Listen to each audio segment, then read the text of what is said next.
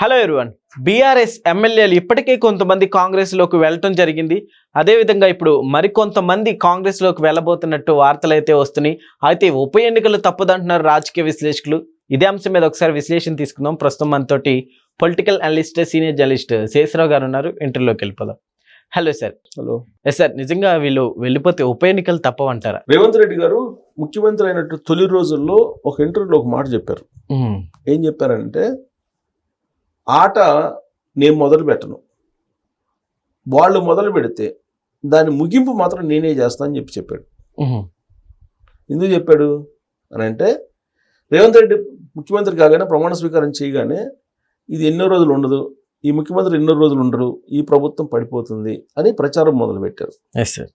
ప్రచారం మొదలుపెట్టి ఈ నెంబర్ గేమ్ కూడా చెప్పారు. 38 + 8 + 7 అంటే ఎంఐఎం, బీజేపీ, బీఆర్ఎస్ ఇట్లా ఈ ఈక్వేషన్ చెప్పి త్వరలో గవర్నమెంట్ పడిపోద్ది, క్యాబినెట్లో ఉండేటువంటి మినిస్టర్సే పడగొడతారు గవర్నమెంట్ని, ఇలా ప్రచారం చేసుకుంటూ వచ్చారు.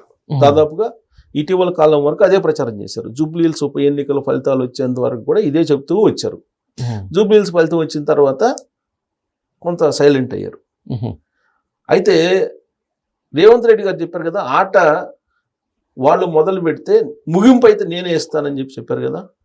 దాని ప్రకారం ఇప్పుడేంటి, కాంగ్రెస్ పార్టీలో ఉండేటువంటి ఎమ్మెల్యేలని మభ్యపెట్టడం, లేదంటే పార్టీలో ఉండే మంత్రులు కొంతమందితో టచ్లో ఉంటాం, ప్రభుత్వాన్ని పడగొట్టాలి ప్లాన్ చేస్తున్నారు అనేది ఇంటెలిజెన్స్కి సంబంధించినటువంటి రిపోర్టు ఉందని చెప్పి రేవంత్ రెడ్డి గారు వర్గీయులు భావిస్తున్నారు.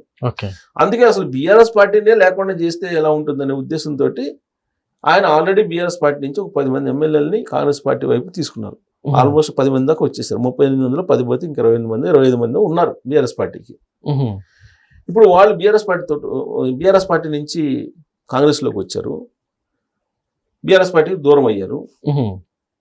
మిగిలినటువంటి వాళ్ళు 20-25 మంది ఉన్నారు కదా, వాళ్ళల్లో కూడా కొంతమంది రిజైన్ చేసేసి రావాలని, లేదంటే కాంగ్రెస్ పార్టీకి రావాలని ప్లాన్ చేస్తున్నారని కూడా తెలుస్తుంది.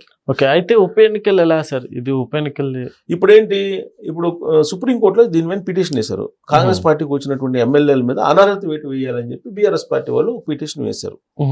దాని మీద హైకోర్టు నుంచి సుప్రీంకోర్టు దాకా వెళ్ళింది. సుప్రీంకోర్టులో ఇవాళ విచారణ కూడా జరిగింది. విచారణ జరిగితే 4 వారాలు గడువిస్తున్నాం, ఈ 4 వారాల్లో ఏదో ఒకటి తేల్చండి అని చెప్పేసి స్పీకర్కి, తెలంగాణ స్పీకర్కి ఆదేశాలు జారీ చేసింది సుప్రీంకోర్టు. ఈ 4 వారాల్లో ఏదో ఒకటి తేల్చాలి. అనర్హత వేటు వేయటమా, లేదంటే వాళ్ళు పార్టీ మారలేదని చెప్పడమా, ఏదో ఒకటి చెప్పాలి. డెసిషన్ అయితే అనర్హత వేటు వేయాలని చెప్పి ఆయన అనుకుంటే వేస్తారు. కాకపోతే ఆయన ఏం చేశారు, ఆయన కూడా ఒక పిటిషన్ వేశారు. స్పీకర్ ఏం చేశారు సుప్రీంకోర్టులో పిటిషను, నేను ఆల్రెడీ మీరు గతంలో జూలైలో ఇచ్చినటువంటి ఆదేశాల ప్రకారం నేను పరిశీలిస్తూ ఉన్నాను, వాళ్ళు పార్టీ మారారా లేదా అనేది పిలిచి మాట్లాడుతున్నాను, ఆ ప్రక్రియ కొనసాగుతుంది అని చెప్పారు. సో అదంతా విన్న తర్వాత సరే ఇంకో 4 వారాలు తీసుకో, ఈ 4 వారాల తర్వాత ఏదో ఒక నిర్ణయం తీసుకో అని చెప్పారు. అయితే ఇది ఎందుకు సుప్రీంకోర్టు ఈ విధంగా సీరియస్గా ఆదేశించిందని అంటే, రీసెంట్గా పశ్చిమ బెంగాల్లో పార్టీ మారినటువంటి ఎమ్మెల్యేల మీద అనర్హత వేటు వేసింది. వాళ్ళ ఎమ్మెల్యే గుర్తింపును రద్దు చేసింది హైకోర్టు, పశ్చిమ బెంగాల్ హైకోర్టు.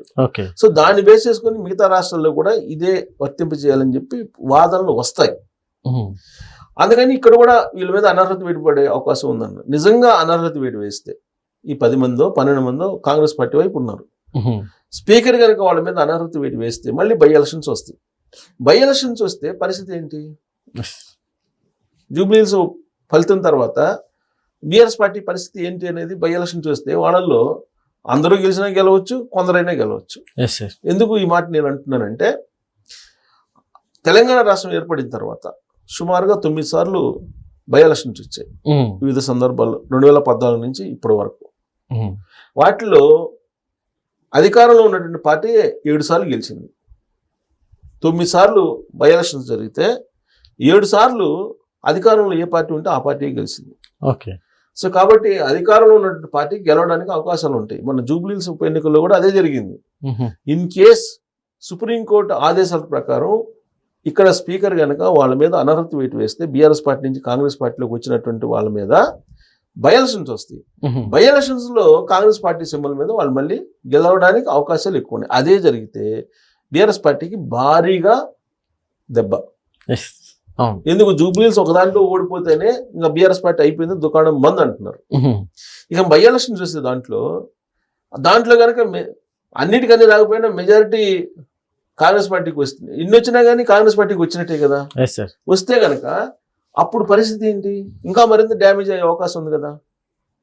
అసలు అనర్హత వేటు వేసినా వేయకపోయినా అసలు బీఆర్ఎస్ పార్టీ నుంచి వచ్చినటువంటి వాళ్ళు కొంతమంది ఇప్పుడు ఉన్నారు కదా, వాళ్ళ చేత వాళ్ళనే అనర్హత వేటు దాకా వెళ్లకుండా వాళ్ళ చేత రిజైన్ చేయించేసి ఇప్పుడు ఖైరతాబాద్ ఎమ్మెల్యే దానం నాగేందర్ ఆయన చేత రాజీనామా చేయించేసి కాంగ్రెస్ పార్టీలో గెలిచి బీఆర్ఎస్ పార్టీలో గెలిచి కాంగ్రెస్ పార్టీలోకి వచ్చారు. ఆయన చేత రాజీనామా చేయించి బై ఎలక్షన్స్ కి కాంగ్రెస్ సింబల్ మీద వెళ్దాము, ఎందుకంటే ఆయన mass leader, Khairatabad Congress party బలంగా ఉంటుంది, అందుకు అంతే ఉద్దేశంతో జూబ్లీహిల్స్ గెలిచాం కాబట్టి ఖైరతాబాద్ లో కూడా గెలుస్తాము, సో బీఆర్ఎస్ పార్టీ అంతటితోటి దుకాణం బంద్ అయింది, ఇప్పటికే ఆ పార్టీకి పర్సంటేజ్ ఓట్ బ్యాంక్ లేదు అని చెప్పి ప్రచారం ఉంది, కాబట్టి బై ఎలక్షన్ చూస్తే ఇంకా డ్యామేజ్ అవుతుంది అనేటువంటి యాంగిల్లో కాంగ్రెస్ పార్టీ ఆలోచిస్తుంది. అందుకే రేవంత్ రెడ్డి గారు వాళ్ళు బీఆర్ఎస్ పార్టీకి సంబంధించినటువంటి వాళ్ళు కల్వకుంట్ల ఫ్యామిలీ గేమ్ మొదలు పెట్టారు కాబట్టి దాన్ని ఎండ్ ఎలా చేయాలి అని అంటే బీఆర్ఎస్ పార్టీ దుకాణం బంద్ అయ్యేలాగా చేస్తాడు అనేది ఆయన అభిమానులు చెప్తున్నారు. అదే ఆట ముగింపు అంటే అదేనని. ఇప్పుడు ఆట ముగించాలంటే ఇప్పుడు ఉన్నటువంటి ఎమ్మెల్యేల చేత ఇప్పుడు అనర్హత వేటు వేశారనుకోండి, బై ఎలక్షన్స్ వస్తాయి, ఖచ్చితంగా వస్తాయి బై ఎలక్షన్స్. బై ఎలక్షన్స్ వస్తే ఏం జరిగింది అనేది మనకు తెలుసు, మనకు జూబ్లీహిల్స్ కనిపించింది కాబట్టి అది ఇంకా నష్టం. ఇప్పుడు గ్రేటర్ హైదరాబాద్ ఉంది, గ్రేటర్ హైదరాబాద్ లో ఒక్క ఎమ్మెల్యే లేదు కాంగ్రెస్ పార్టీకి 2023 ఎన్నికల్లో.